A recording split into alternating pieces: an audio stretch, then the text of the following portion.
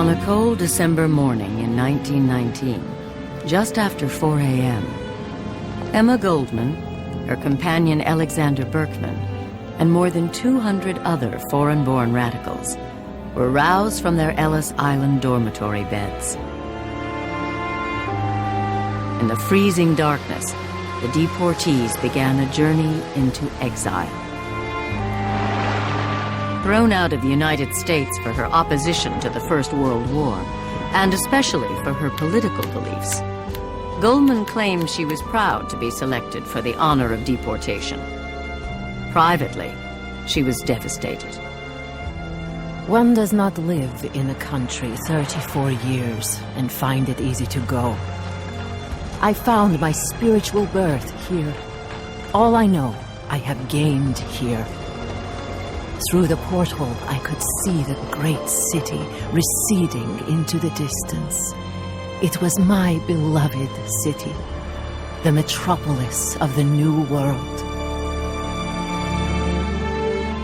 For nearly 30 years, Goldman taunted mainstream America with her outspoken attacks on government, big business, and war. Goldman condemned capitalism, denounced marriage, and crusaded for birth control. The newspapers called her a modern Joan of Arc, a heretic, a woman possessed of uncompromising single-mindedness. Personally, she could be obnoxious. She could be ruthless. She could be vindictive. A plain Russian Jewish girl, but with some magnetism. I think she was a serious political theorist who actually thought through an anarchist movement you could create this kind of self-governing world. Whenever the state became too powerful, when it became too intrusive in people's life, when it became too cruel, Emma's voice was there. Anarchism was often associated with violence and terrorism, and that's the image that people have today. I think her whole life was operatic, meaning flamboyantly larger than life. Goldman's story is one of passionate defiance. The story of a life dedicated to free speech, free thought, free love. The story of an exceedingly dangerous woman. I think she was a difficult person, maybe a dangerous woman to everybody. She was totally unacceptable.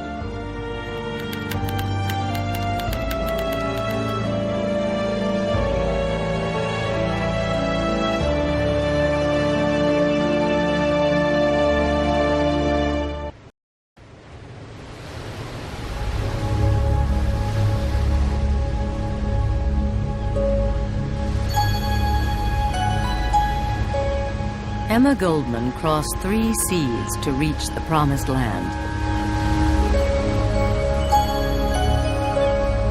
In 1885, the feisty 16-year-old Russian girl had just escaped an arranged marriage by threatening to drown herself in the Neva River. America, she hoped, would be her salvation. A land of hope, a land of opportunity, a land of infinite possibility. When you come into this country, all things are possible for you. All things are possible. You can forget the past, you can have a brave new world. And for a radical like Emma Goldman, a revolutionary like Emma Goldman, the volatility of this country seemed like a great opportunity for creating a genuinely new world, for creating whatever was going to come after capitalism. And I think that she entered this world, as did many of sort of politicized people, political radicals, coming here feeling that this was the place where the revolution could be born. It was the 15th of August, the day of my arrival in New York City. All that had happened in my life until that time was now left behind me, cast off like a worn-out garment. Cast off was a miserable childhood in St. Petersburg, where she lived under the tyranny of a czarist regime and under the thumb of a father, anxious to rid himself of this unwanted, rebellious daughter. She had also just walked away from 4 years of factory work in upstate New York and walked out on a brief, loveless marriage to an immigrant like herself. I was 20 years old. My entire possessions consisted of $5 and a sewing machine. I had no friends, but I carried the address of Die Freiheit, an anarchist newspaper. Within a day of her arrival, Goldman walked into Sachs Cafe.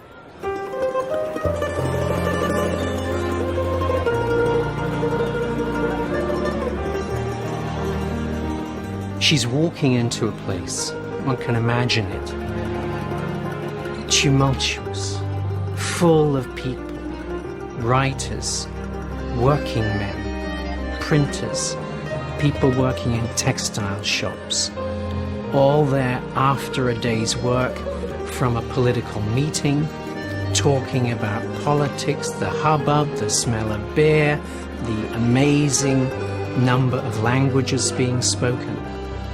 She came home when she came to Sachs.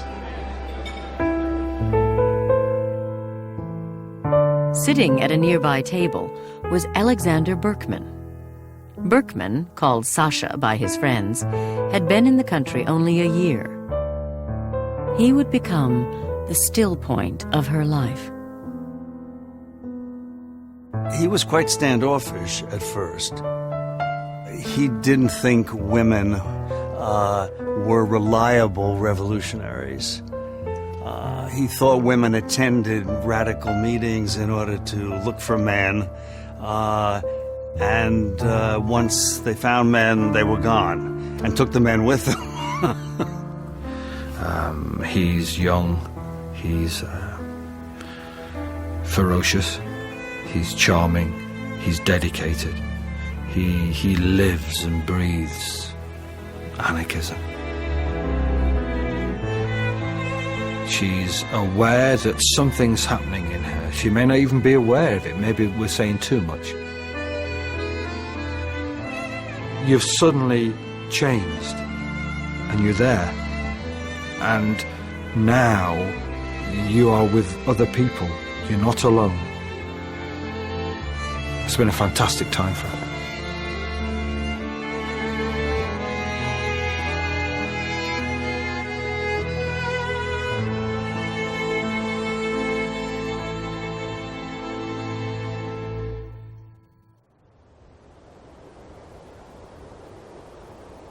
Soon, the German anarchist Johann Most entered Goldman's life. Most would become her mentor and her idol. Most seems to have been a brilliant orator, sarcastic, biting, funny, witty, vicious use of language. The reptile brood, extirpate the reptile brood, he'd say about the middle class and the upper class. And Emma says of him that he stirred her very soul when she heard him speak. An advocate of insurrection and revolutionary violence, Johann Most had a large and devoted following within the American anarchist movement. As a group, American anarchists were idealistic, articulate, and organized. Though few in number, they had surprising influence. It was an enormously powerful, well-directed movement. They talked about equality of everyone, regardless of race and sex. They talked about the free production of goods on a cooperative, associative level. They talked about getting rid of the state.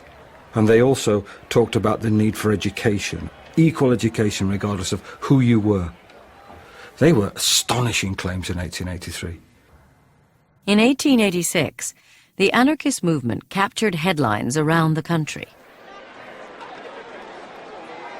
Falsely accused of a bombing in Chicago's Haymarket Square, 4 men, all anarchists, were put to death. Their trial and execution became a rallying point for firebrands like Johann Most and galvanized a new generation of radicals. Emma Goldman is baptized by violence, so to speak, or at least that's the way she sees her career as an anarchist. She becomes an anarchist after the 5 Haymarket martyrs are executed. And she feels great affinity with these 5 men. She later on in life calls them parents, intellectual parents. For Goldman, it must have seemed that, and for Berkman, it must have seemed that they finally had their founding stone. It was the place where they took their oath. Very quickly, she found her own voice and found that people responded to her because she spoke with such great conviction. I think on stage she was possessed. From what I've read about her performances, I think of her as a speaker who let herself go and inspired herself. I think she was from the school of I can't wait to hear what I'm going to say next. At her first speaking engagement, Goldman panicked. Unable to remember her topic, the campaign for the 8-hour day, she spoke instead of her great ideal, anarchism. I could sway people with words. Words that welled up from within me, from some unfamiliar depth. To Goldman, anarchism combined an optimistic faith in human nature with an intense distrust of authority. She defined anarchism as a new social order based on liberty and unrestricted by man-made law. In this anarchist world, government would be replaced by a spirit of free cooperation. From each according to his ability, to each according to his needs. That, I think, we have to accept was Goldman's bedrock belief when she moves into anarchism. That's the tradition that she's drawing on. So you've got this ideal, which is the most extreme of all. You can't vote in anarchism. You can't get coalitions with various other groups to get anarchism. Anarchism is the most extreme of all. And therefore, how that balances with the needs and the feelings and the routines of everyday life was a huge problem for American anarchists and anarchists worldwide. Well, how can I deal with the fact that I haven't got any rent? That's a huge gap. Anarchism as a political philosophy is almost jaw-droppingly naive. Freedom is a good inclination. Suspicion of state power is a good inclination. The question is, how is that to translate into practical politics? I think she was a serious political theorist who actually thought through an anarchist movement you could create this kind of self-governing world. Anarchism is sort of the noblest of all dreams. It seems to me in some ways it's almost a profoundly Christian dream, though people never talk about it that way. Well, why do people stick with their God? It's what they have. That was her God, that revolutionary ideal. She was a very religious woman, if you think about it. But Goldman also believed that to create a more perfect society, acts of political violence were occasionally justified. A belief shared by her friend and lover, Alexander Berkman. Violence would soon begin to dog her every step.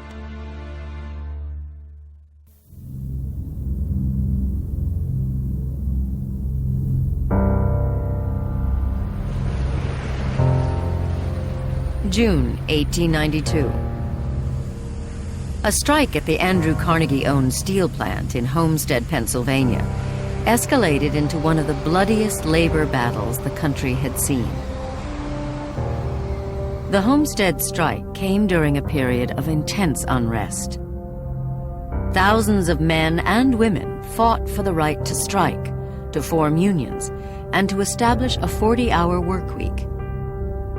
They were met with force from police, from soldiers, and from the hired armed guards of the Pinkerton Detective Agency. On June 25th, workers called a strike. Henry Clay Frick, plant manager, closed the mill and locked them out. Then he called in the Pinkertons. 2 weeks later, in the middle of the night, 300 Pinkertons crammed onto barges and were towed 10 miles up the Monongahela River to Homestead. Armed workers were waiting on the riverbank. At dawn, a pitched battle broke out.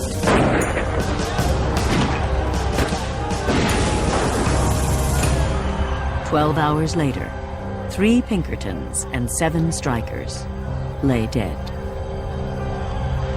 To us, it sounded like the awakening of the American worker, the long-awaited day of resurrection. In Alexander Berkman, it stirred something deeper. It was the moment for what anarchists called propaganda by the deed, a political assassination.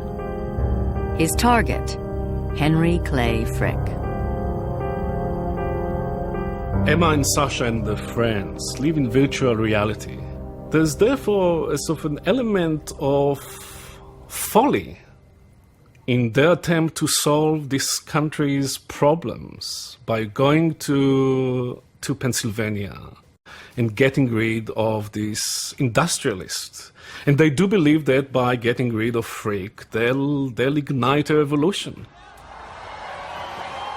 But what neither of them have, Sasha, Emma, or any of their friends, is a cultural translator, someone to explain to them the intricacies of this culture, the indigenous culture, in part because it's a blind spot. They really don't understand that there is a difference between living in the United States and living in Tsarist Russia.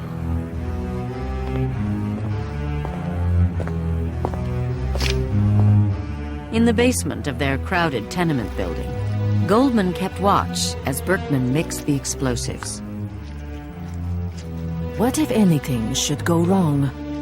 But then, did not the end justify the means? What if a few should have to perish? The many would be made free. Yes, the end in this case justified the means. Berkman tested his homemade bomb on a remote beach on Staten Island. It failed. He decided to use a gun instead. Goldman wanted to accompany him, but he insisted she remain behind to explain his action to the world. It's Berkman who goes to kill Frick. It's Berkman who is obviously the chosen one. I mean, one senses in Berkman a great desire to be a martyr, to go down that road. This was going to be an act of suicide. In other words, he was a suicide bomber. That's how he envisioned himself. And the idea of this act was that he was going to sacrifice himself. He was going to try to assassinate Frick, again, who he saw as being a murderer, essentially. Posing as an employment agent for strikebreakers, Berkman gained entrance to Frick's office. He pointed his revolver at Frick's head and fired. The bullet struck Frick in the shoulder. Berkman lunged at Frick, managing to stab him with a sharpened steel file before being dragged away.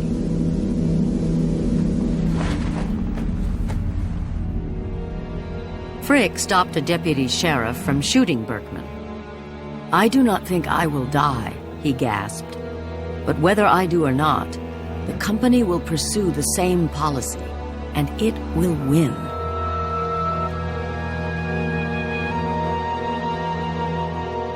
Berkman is a bit of a klutz. He tries his hands at, making bomb. He can't do it. He gets a revolver. He can't do it either. It's a bit of a radical pulp fiction with very crude elements and great emotions, but very little experience and very little understanding of the place and also of the time. Workers had not risen in rebellion, quite the contrary. They were appalled by it. This was an outsider who had come into the middle of that struggle and had managed, almost single-handedly, to undermine the support that they had. The workers wanted better wages, job security, better working conditions, recognition of their union. In other words, everything the workers wanted were ways in which they could advance in American capitalist society. They wanted a fairer America. Emma Goldman and Alexander Berkman wanted a different America, a different world. Within 6 months, the Homestead strike collapsed. Berkman was sentenced to 22 years. He and Goldman kept her role in the plot against Frick a secret. On a balmy fall day, Berkman began his sentence.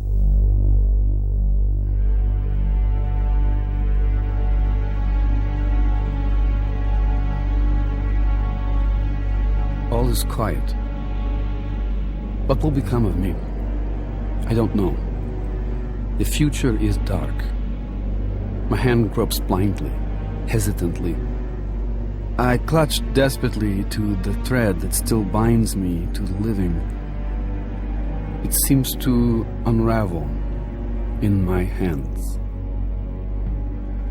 They were united by a great crime, and that is a life-binding event. The world begins, in effect, with a crime, which leads to the expulsion from paradise and the constant need to return to it somehow. So there are symbolic moments in her life that define almost the whole. Often I wanted to run away, never to see him again. But I was held by something greater than the pain, the memory of his act, for which he alone had paid the price. I realized that to my last breath, it would remain the strongest link in the chain that bound me to him.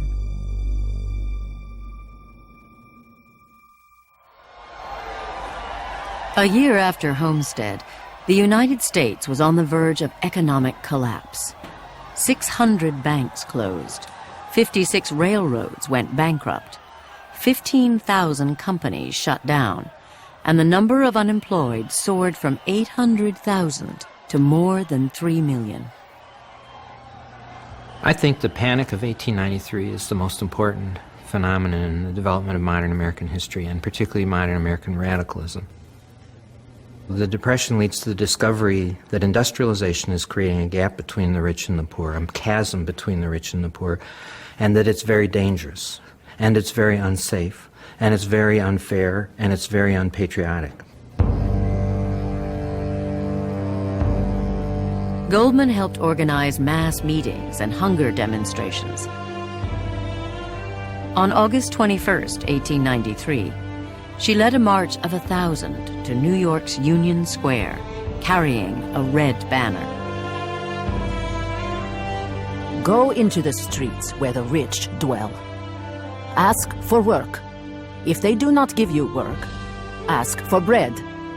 If they do not give you work or bread, then take bread.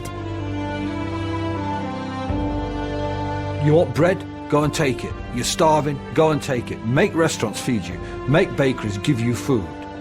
And she'd been very powerful to the extent that people have been very, very impressed by her oratory and her power. Just 24, Goldman was already recognized as a professional agitator. Her talk of insurrection, of doing without government, of encouraging the unemployed to take matters into their own hands, of thousands of workers going door to door demanding food, was terrifying to authorities. She was arrested and charged with inciting to riot. Anarchism is an immensely exciting, poetic, intoxicating, fantastical idea, and so of course she scared the shit out of people. I mean, you know, and she intended to. I think what made her so scary to those people to whom she was scary, and probably is exactly what made her appealing to those people who found her appealing, which is that she was an incredibly free spirit. She's in the public eye, she's famous, she's notorious. She's often referred to as the famous anarchist. She's visible. And there's something about that that she enjoys, but there's something about that that also is politically important, because it's also a way to talk about anarchism. Goldman was sentenced to 1 year in prison. She used the time to educate herself, reading Emerson, Thoreau, and Whitman. She also trained as a nurse. When she was released in the summer of 1894, Goldman was met by a crowd of 2,800. She told them she'd been imprisoned for talking. She would soon begin talking again, this time about psychological repression and Sigmund Freud. She began speaking about marriage, female emancipation, and sex. Emma Goldman was the big boogeyman of turn of the century America, especially since she combined this danger of being militant and volatile and out of control and prone for violence with this doctrine of free love that people in the mind associate with also free sex. So there's this combination of violence and sex was very titillating, very interesting. I demand the independence of woman, her right to support herself, to live for herself, to love whomever she pleases, or as many as she pleases. I demand freedom for both sexes, freedom of action, freedom in love, and freedom in motherhood.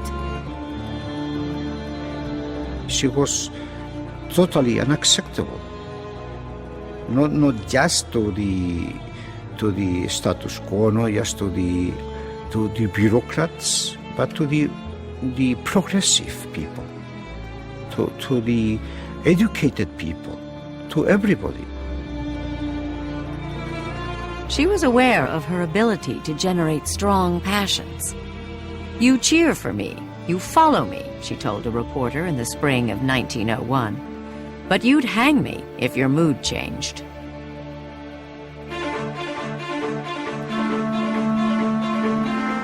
In May 1901, Goldman gave a lecture entitled "The Modern Phase of Anarchy," an incendiary talk on political assassination and the glory of martyrdom. Leon Czolgosz, a young would-be anarchist, sat in the audience listening attentively. 4 months later, at the Pan American Exposition in Buffalo, New York, Czolgosz worked his way through the crowd and shot President William McKinley twice in the chest at point-blank range. Czolgosz told the authorities that Emma Goldman had set him on fire when he went to hear her speak. And this immediately led to a condemnation of Goldman throughout the country. She was actually in danger of her life, and it led to the arrest of any anarchist or any perceived radical police could get their hands on. Goldman was arrested and interrogated. After the death of McKinley, and after authorities failed to turn up evidence connecting her to the assassination, she was released. to the horror of a grief-stricken public, she threw herself into an impassioned defense of Leon Czolgosz. As an anarchist, I am opposed to violence. But if people want to do away with assassins, they must first do away with the conditions which produce murderers.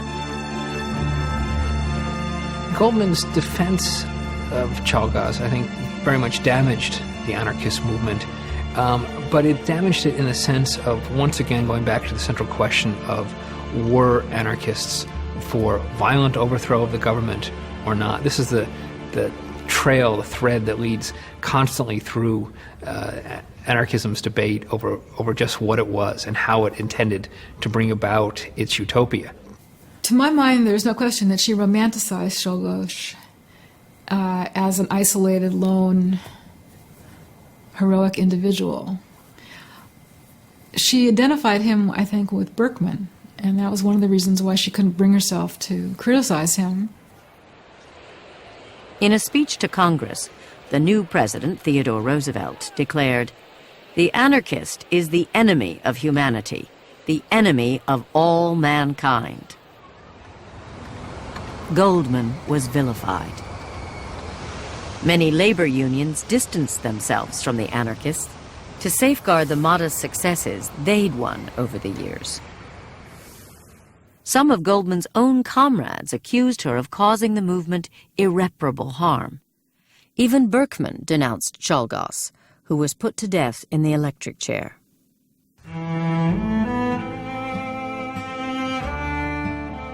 In 1902, Goldman withdrew from the movement that had been the center of her life.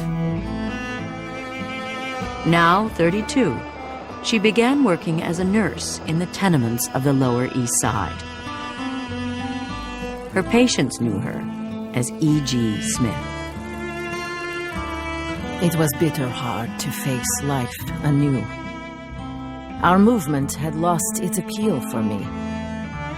Still more harrowing was the gnawing doubt of the values I had so fervently believed in.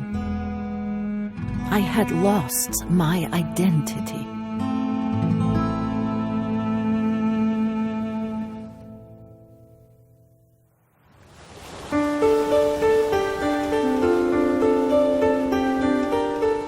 Goldman's isolation didn't last long. She soon made her way back to the lecture platform, even though she'd been branded the high priestess of anarchy and was still considered the most dangerous woman in the country. Only in America could somebody who'd been associated with the death of a beloved president be able to come back and have a career as a public speaker. She began speaking in union halls, ladies' clubs, and private homes all across Manhattan. Among her new passions was an old subject, the struggling revolution in Russia. In 1903, the Tsarist regime began a wave of pogroms against its Jewish population. Hundreds of Jews were killed in Kishinev alone. 2 years later, on a day forever known as Bloody Sunday, political dissidents demonstrating in front of the Winter Palace were massacred by troops. The events stunned the world. Now that I had greater access to the American mind, I determined to use whatever ability I possessed to plead the heroic cause of revolutionary Russia. For the next 2 years, she toured the country drumming up support for her homeland.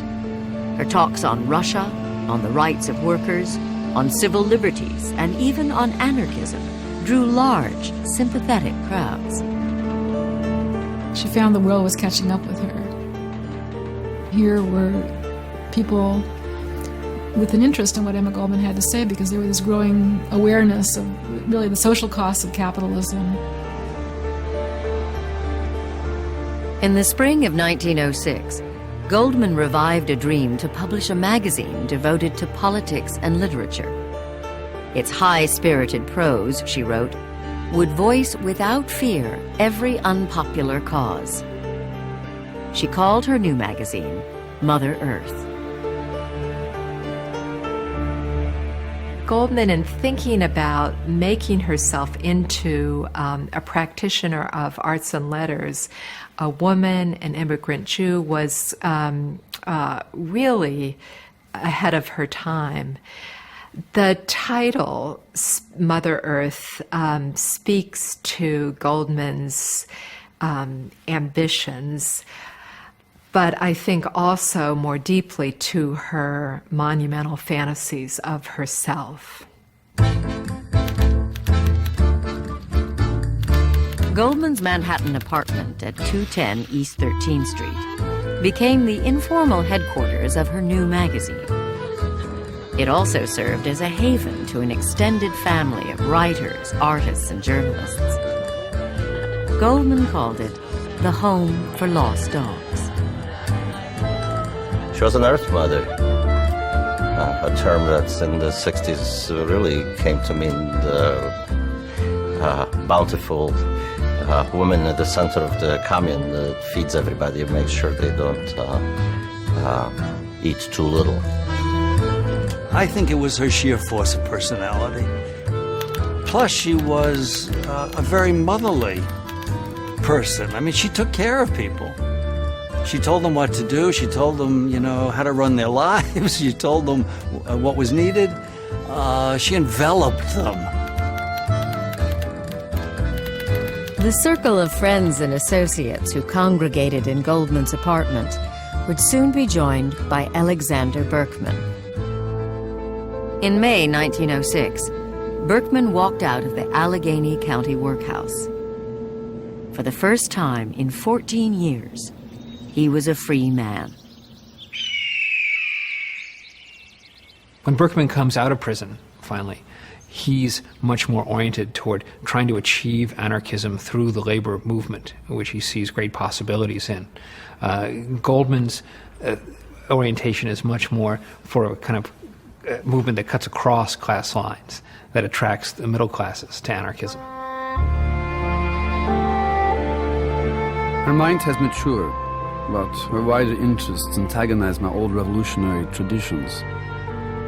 I sense a foreign element in the circle she has gathered about her, and feel myself a stranger among them. I was a woman of 37. I no longer fitted into the old mold, as he had expected me to. Sasha felt it almost immediately. And that his release was such a relief in some ways and so much less than what she had hoped it would be. Always a sense in that she loved him more than he loved her. I don't know if that's fair, but that she carried a torch in a certain sense all the way through, that he mattered to her in a certain way as a man and as a body, that she didn't necessarily matter to him. Berkman and Goldman briefly attempted to resume their romance, but it was not to be. He assumed day-to-day management of Mother Earth. She returned to the lecture circuit.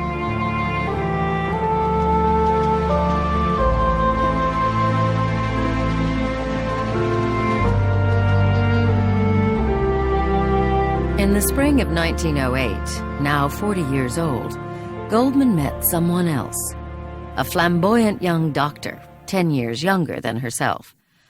A man of considerable life experience, he was a budding social reformer, a whorehouse physician, and a former hobo. Ben Reitman was a doctor and a hobo. She fell in love with him almost instantly, and it was really a, great magnetic flash between them. It was another one of those Goldman flashes, like coming to New York and finding what she wanted the very first day. It was apparently love at first sight, or certainly alchemy at first sight. There is something very American about Reitman because he was filled with a kind of raw energy. He didn't give a damn about what people thought, and he was a great manager.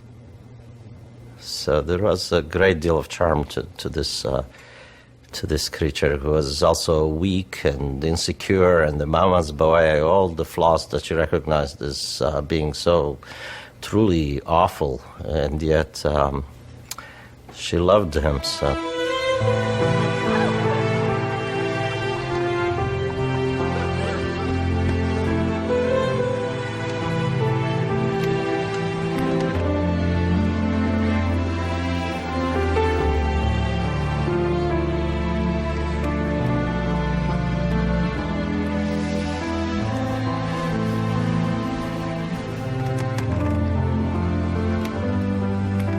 I dreamed that Ben was bending over me, his face close to mine, his hands on my chest. Flames were shooting from his fingertips and slowly enveloping my body. I made no attempt to escape them. I strained towards them, craving to be consumed by their fire. He was quite a liability. He was compulsively unfaithful to her. He ran around with other women. He humiliated her. He embarrassed her. I think that she had a very idealistic view of how people should act, and then her feelings didn't always go along with her theories.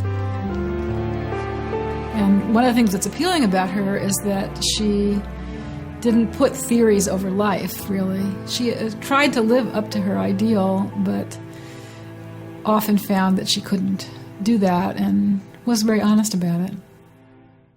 It was hard to reconcile this particular passage with her stated ideology about free love and the right of everyone to move as they please. And I think she tried to feel no jealousy, and she tried to think of Rittmann as a creature apart, and tried to think of him as someone who was hers when they were together on the road.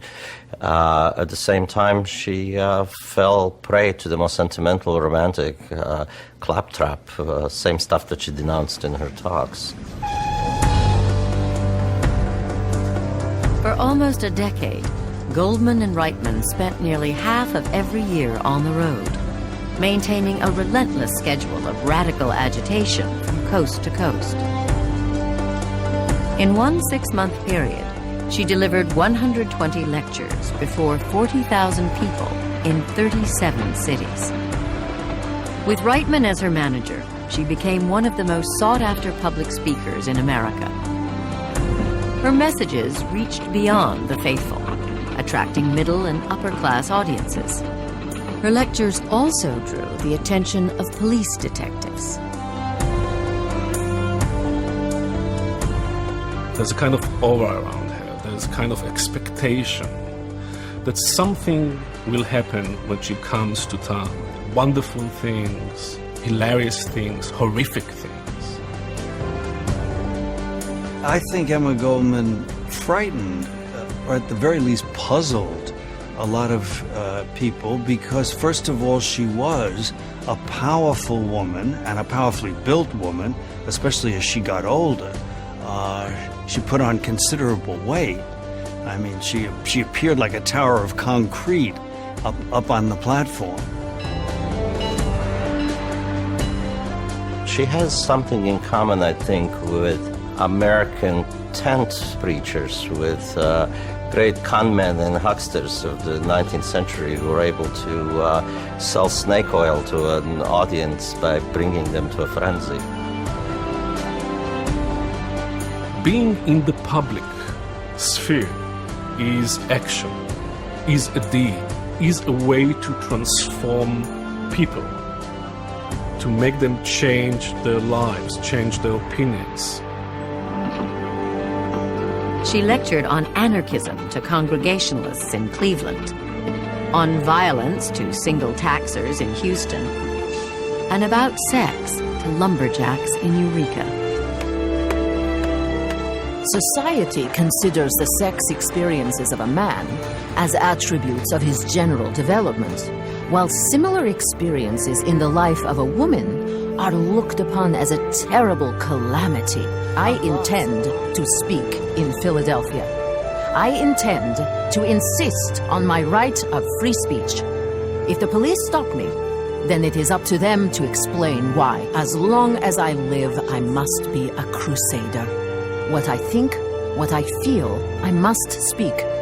Not for 100, not for 500 years will the principles of anarchy triumph. But what has that to do with it?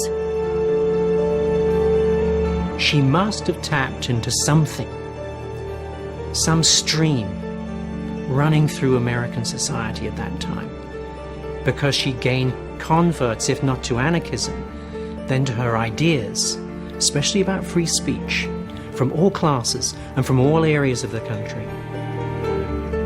Goldman's celebrity status didn't wash with everyone. Her closest comrades criticized her new circle of friends. One worried the movement was becoming too middle class. Instead of organizing the unemployed, he argued, we rent comfortable halls and charge 10 cents admission. Even government agents sent to spy on her understood her appeal. She is womanly, a remarkable orator, tremendously sincere, one wrote in a report. She is doing tremendous damage.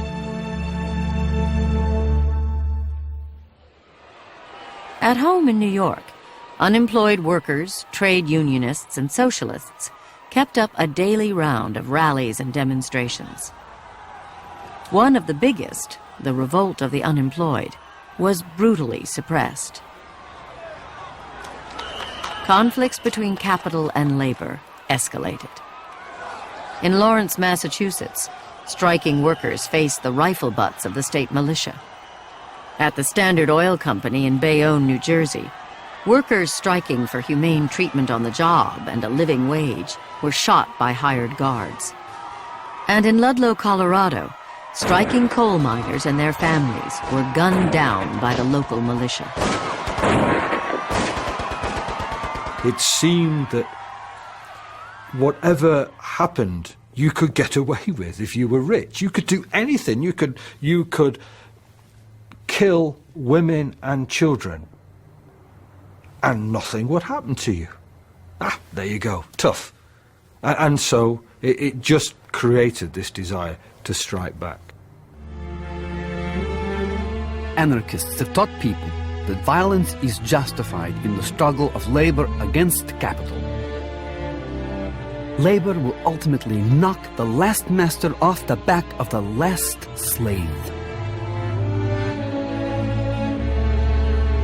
Things were so bad that the radical reaction was in an inverse proportion. The more violent and dangerous life was, the more violent and dangerous the radicals would be. They were always a mirror of disaster, of the ongoing disaster. They were more extreme then, and there was less rueful historical knowledge about the final counterproductive nature of violence. Goldman's position on violence was never totally clear. She rejected violence intellectually, but always her sympathies went to the motivations of those who committed acts of violence. Violence never has and never will bring constructive results, she wrote. But my mind and my knowledge of life tell me that change will always be violent. She felt that violence sometimes was necessary because of the implacable opposition of governments and industrialists to workers. Over time, she recognized that almost invariably, however, those acts were counterproductive. You are giving them a sword if you talk about using a sword yourself.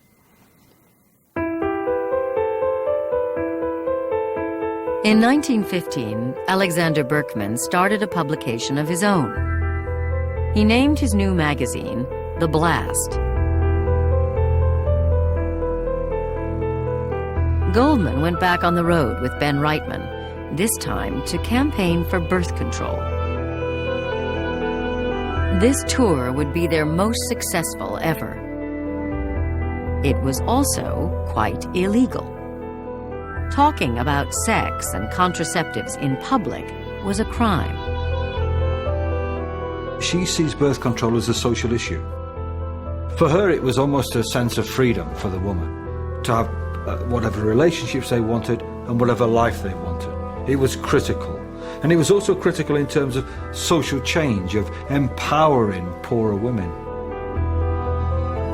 In February 1916, Goldman was arrested in New York and sentenced to 15 days in the workhouse. 10 months later, Reitman was arrested. He received a 6-month sentence, the longest sentence served in the United States by a birth control advocate.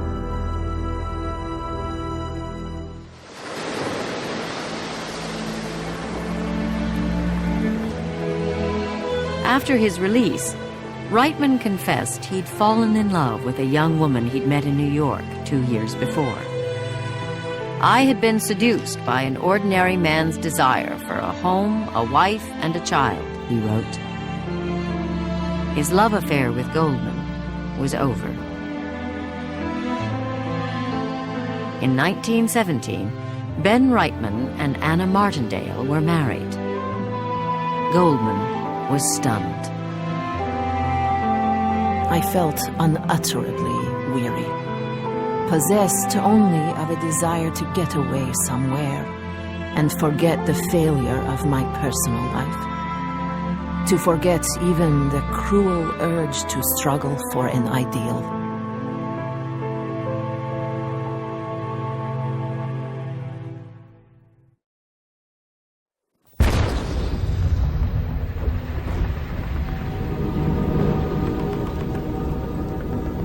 Between the summer of 1916 and the spring of 1917, the mood of the country darkened. The war in Europe was dragging into its 3rd year, a year of military stalemates, trench warfare, and mud. When America entered World War I in April 1917, Goldman saw it as a disaster. You cannot support any country in war when innocent, as she would see it, men would be slaughtered. Innocent families would have brothers, husbands taken away from them and slaughtered. No, you can't do that. That's the basis of your anarchism. The idea of nationalism appalled her. She thought nationalism was a big scam. Her point of view was that these wars were a matter of property interests of the upper classes that were sending the working classes out to fight for them. And that didn't make sense for a butcher's assistant in Hamburg to fight a butcher's assistant in London. Goldman was far from alone in her opposition to the war. Dozens of organizations throughout the country had argued the war was morally wrong. The First World War was marked by the insecurity of the administration. I mean, this is an administration that promised not to enter the war. And once it decided otherwise, it became very, very defensive, insecure, and therefore insisted on consensus by any means. We're not a liberal society when we go to war. During the Civil War, we weren't. Abraham Lincoln, one of our great presidents, arrested hundreds of people who wrote against the war. And during the First World War, it became one. I mean, there was a combination of vigilantism and official repression. In June, the Espionage Act went into effect. It decreed stiff fines and prison terms for anyone who obstructed the draft. A year later, the sedition law threatened those who defied the government with expulsion. J. Edgar Hoover, a 23-year-old law clerk enjoying a meteoric rise in the Justice Department, collected information on foreign-born radicals. Hoover was anxious to bring what he called intellectual perverts, like war resistors and anarchists, to justice. He reserved a special loathing for Goldman.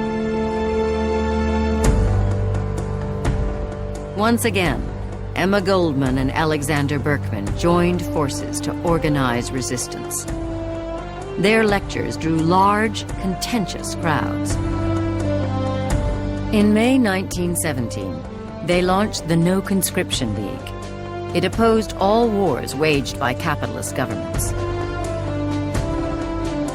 We believe that the militarization of America is an evil that far outweighs any good that may come from America's participation in the war. We will resist conscription by every means in our power.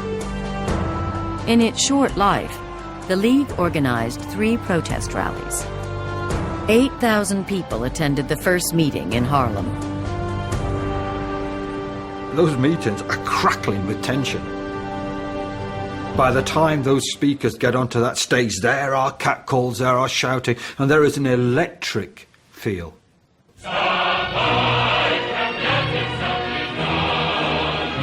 There's 5,000, 6,000, 10,000 people outside some of these meetings, singing the International Army, shouting insults and trading insults with those supporters of the war. It's an electric atmosphere. The way in which Goldman and Berkman faced the war fury of 1917, said a friend, was the most stirring manifestation of sheer physical courage I have ever seen. But to the government, America's most famous anarchists had to be stopped. Free speech is always at risk, and one of her great contributions is really to have pushed it as far as it did go. She used it a bit like a toy to see what she could do with it before it broke. And then it did break in her hands. On the afternoon of June 15th, a federal marshal and his deputies bounded up the stairs of Goldman's East 125th Street address and ransacked the place.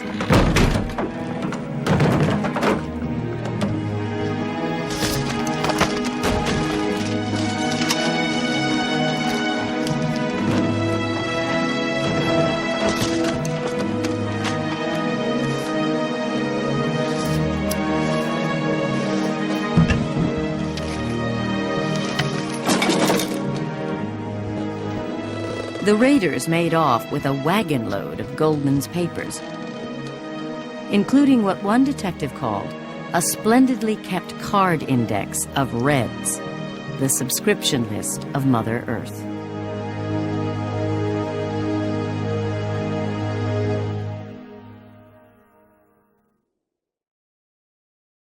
Goldman and Berkman were charged with conspiracy to violate the Draft Act, a federal offense. At trial, Goldman pointed out the contradictions between fighting for freedom and liberty abroad and suppressing them at home. If America had entered the war to make the world safe for democracy, Goldman insisted, she must first make democracy safe in America. After 39 minutes of deliberation, the jury announced a verdict: guilty. Goldman and Berkman spent 22 months behind bars, much of it tracking events in Russia. The Great October of 1917 had ended 3 centuries of Romanov rule virtually overnight. It was the culmination of a dream by both anarchists and Marxists, and a time to place partisan rivalries aside. Goldman and Berkman put their trust in the Bolsheviks. There was great hope that the Russian experience will lead to this future idealistic kind of society that she was hoping for. From the vantage point of 1919, that seemed quite feasible. At last, the great moment arrived.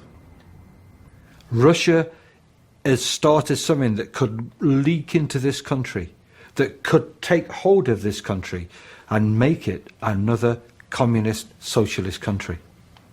And the people that we must target must be those who support the Russian Revolution, the Bolshevik Revolution. And they did. Throughout the autumn of 1919, Attorney General A. Mitchell Palmer directed roundups of radicals in what would come to be known as the Palmer Raids. Thousands of arrests were made without warrants. Those arrested were held for weeks without bail, without access to counsel, even without notification of their families. Before it was all over, an FBI official declared, "I believe that with these raids, the backbone of the radical movement in America is broken." The government wanted people like Goldman and Berkman out of the country because they could be catalysts for what was seen as a potentially disruptive, reinvigorated labor movement. And it's completely impossible to understand that separate from this Red Scare. They went hand in hand. On September 27, 1919, America's most famous anarchists walked out of prison. Berkman soon followed. To Goldman, the America she greeted upon release reminded her of the czarist tyranny she had fled at the age of 16. By December 5th, Goldman and Berkman were prisoners again, this time at Ellis Island. They had already been served warrants for their deportation. She knows she's going to be deported. She believes it. Just like she knew that there was going to be hard, bad times as World War I creaked into motion, she also knew that she was going to be deported. There's no question of that. She knew it, and she expects to go. From her cell, Goldman wrote a friend how strange it was for one who'd lived and worked in the United States for more than half her life to be thrown out of the country for mere opinion's sake. Their mad rush in getting us out of the country is the greatest proof to me that I have served the cause of humanity, that I have never wavered or compromised. She went with quite a bit of bravado. It was very, very tough. And she had been living here for over 30 years. She was an American. To be kicked out like that was a tremendous shock.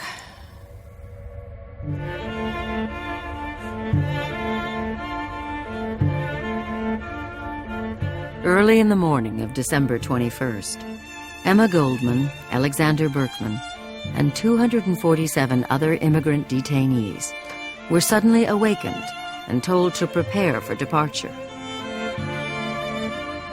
Searchlights swept the island as they were hurried down a long corridor.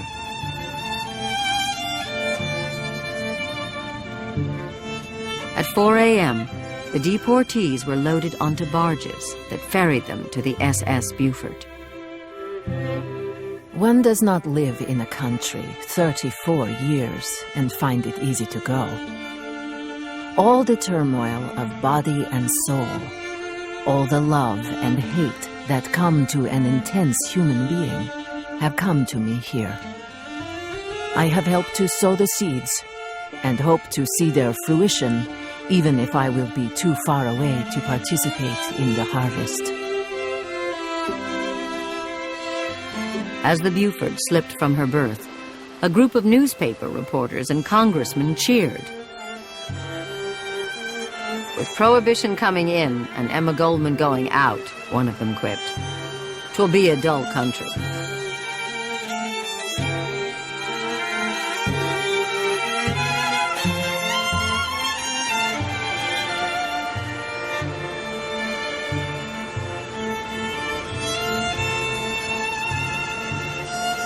On January 19, 1920, after crossing Finland in sealed railroad cars, Goldman, Berkman, and the other deportees reached Soviet Russia. It seems like a great period of freedom and liberation and hope that the world will be different. If Russia can change, if Russia can democratize, if Russia can give hope to people, then there's hope for any country in the world. And this is at the end of 3.5 years of a very devastating world war, a bloodbath of a world war. But what they found was devastation.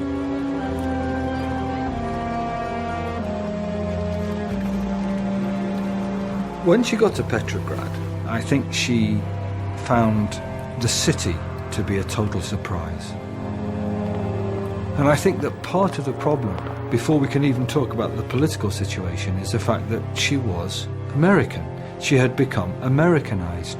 She had become used to a certain way of thinking, a certain way of being.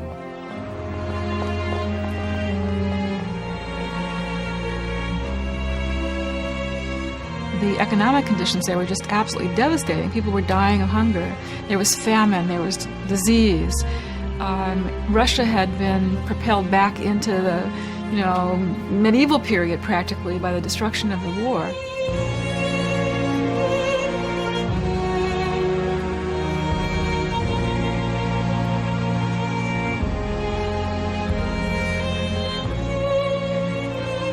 Horses lay in the street dead because there was nothing to feed them. Rubbish began to collect in the cities because nobody could be dragooned into clearing them. Vermin spread. One could almost say that the rats were the only thing left to eat.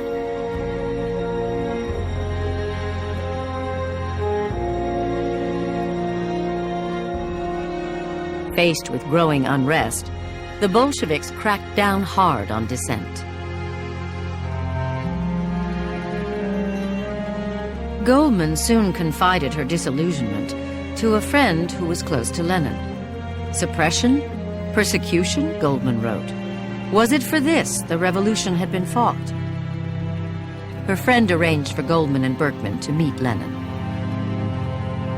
Lenin sat behind a huge desk. We were treated to a volley of questions. When could a social revolution be expected in America? Was the rank and file a fertile soil for boring from within? What about the IWW? And they argue for free speech. What about free speech? And he looks on them and he treats them rather like adolescents who are learning, about life. And he says, look, that's a very bourgeois notion, he says, roughly. Here we are, surrounded by enemies on all sides. What do you mean, free speech? The White Russians are attacking us, we've got traitors inside, we've got collaborators inside, we've got all sorts of people operating in this country. What do you mean, free speech? You can't have free speech in this revolutionary situation. I think ultimately she's probably an enlightened fool, in that she intellectualized a revolution she didn't really understand, and projected onto Russia her own hopes of liberation, hopes which I suppose were rooted in her own personal trajectories. And that was a pretty foolish thing to do. For Goldman and Berkman, the decisive moment came on March 16, 1921. That night, the Bolsheviks attacked Kronstadt, a naval base near Petrograd, and the last bastion of anarchist dissent.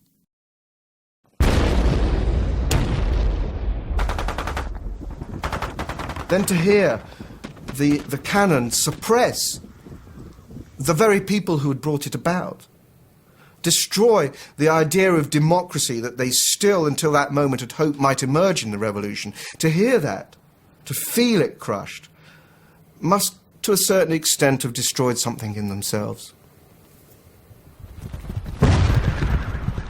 I think Russia shattered that. That was something very close to her core, to who she was.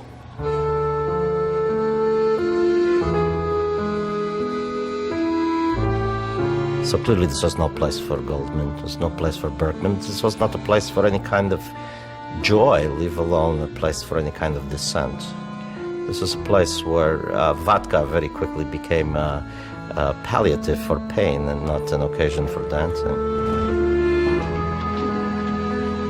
In December 1921, after 2 years, Emma Goldman and Alexander Berkman left Russia. They vowed to tell the rest of the world of the Bolshevik terror. She does something that many of us find damned hard to do. She realizes she's been a fool. She realizes she's been wrong. She's realized she's made an error. Not just a casual error, but an error of huge, awful magnitude to support the Bolsheviks. And she turns and she accepts that. She accepts it totally. Revealing the truth about the Bolshevik regime became a crusade for Goldman and Berkman. Their old enemies on the right praised their analysis of a revolution gone wrong. Old comrades on the left condemned them. So there must have been a sense of frustration. You know, hell, we've seen it, but we can't convince people of how it really is, and we can't uphold any real belief in socialism anymore. And that's a very tragic situation to be in, I think, when you both lose everything you believe in and yet have nowhere else to go. And so she found herself once again in no man's land. So by her own hand, in fact, she sent herself into an intellectual exile as well. So she was a specialist of exile.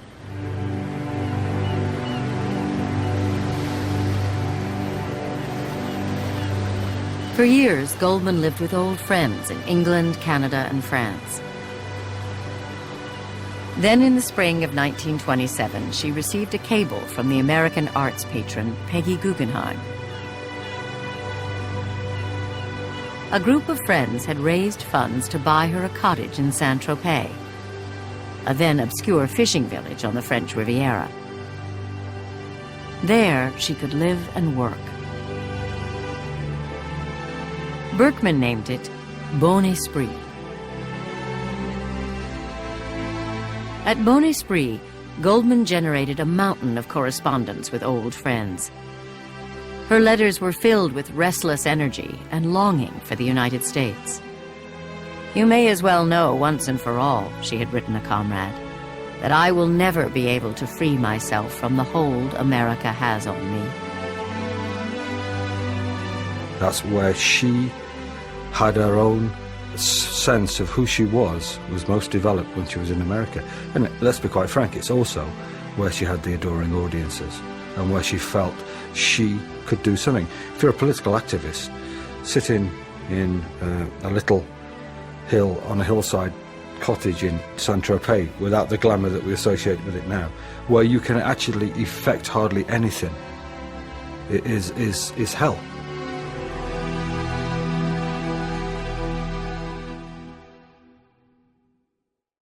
After nearly 40 years in the public eye, Goldman was welcome nowhere. Berkman shared her despair. "The truth is," he wrote, "our movement has accomplished nothing, anywhere."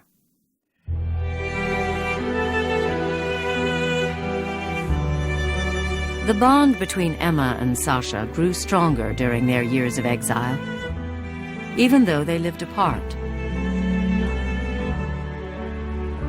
He was now in desperately poor health. There is not much to congratulate oneself on, is there, dear? Except that, after all these years, our old friendship has remained unchanged. And indeed stronger and more understanding and intimate than ever. And that is a very great deal. They were comrades. And they were comrades, and comrades is a word we don't use anymore now, except mockingly maybe, or half in jest or cynically. But they were comrades. Their relationship was bigger than disagreement, bigger than sexual relationships, bigger than emotional entanglements. It was somehow all of those and more. And they were bound together. Emma says of him in 1928, he was a leitmotif of her life.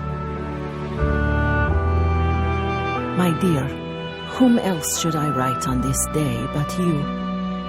Only there was nothing to tell. I keep thinking, what a long time to live. For whom? For what? But there is no answer. One thing, I can still find relief in housework and cooking. Let me hear from you how you are, Sasha dear. Affectionately, Emma. P.S. Do you want me to send you the Manchester Guardian and the Times Literary Supplement? Let me know. E. He never got her letter. In the middle of the night on June 28, 1936, Goldman received a telephone call from Nice, imploring her to come at once. Arriving in Sasha's apartment, Goldman learned that he had shot himself in the chest. He died that night.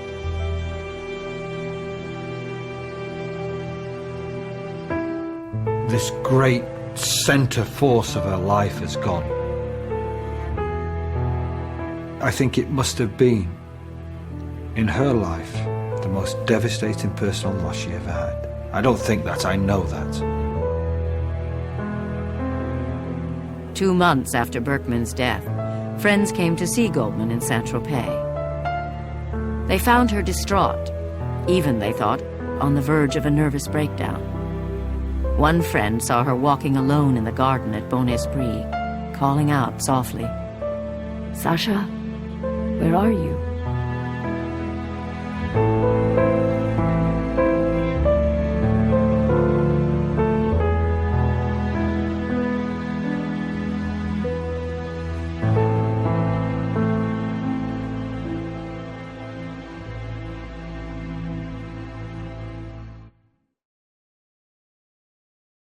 With the loss of Sasha Berkman, Goldman wrote that the largest part of her life had followed him to his grave.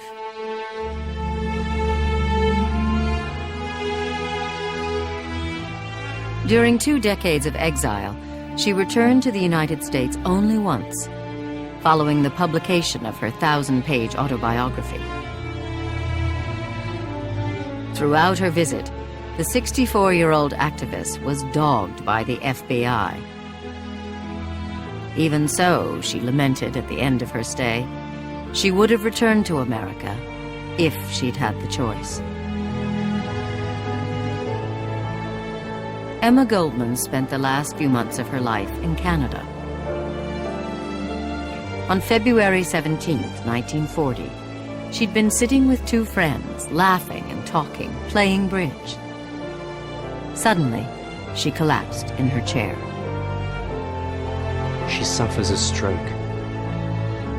An ambulance is called, friends arrive, and one of them, Arne Thorne, remembers her on a stretcher being taken out, and the only gesture she could manage was to pull her skirt down over her knee. To be silenced and to lay there unable to speak. And no one else could do that to her. Not a government in the world could do that to her, you know. Not a government in the world could. And she must lay there. I think it's unbearably sad. On May 14, 1940, Emma Goldman died. Denied entry into the United States for so many years, she was finally permitted, in death, to cross the border. She was buried in Chicago's Waldheim Cemetery, near the graves of the Haymarket martyrs.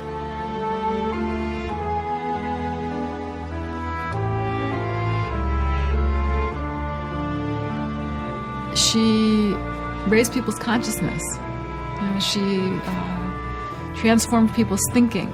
She made them ask questions. She made them question their own lives and their political assumptions. And she spoke back to power. Emma Goldman is recognizable to me because of the attitude, the chutzpah, the sense of humor, the energy, which is always boundless, and also her soulfulness, which is so very Russian. Her ability to dive into great emotions, but also to emerge out of them. There's something comforting about this persona. There's something reliable about Emma Goldman. It's hard to imagine how the human heart can sustain that level of passion and intense concentration on the possibility of change that becomes, their heartbeat. We're so sort of stuck in the gray middle, and you read her and she lived her life on fire. There's something utterly thrilling about that. If we look at everything that she did, the fight for free speech, the fight for women to have control over their bodies, the fight against state intrusion in our life, the fight against totalitarianism, becoming the nettle of our conscience. She didn't do it for wealth. She didn't do it for money. She didn't do it for personal gain. She did it for all of us. And she's awkward, and she's ornery, and she's a pain. Great.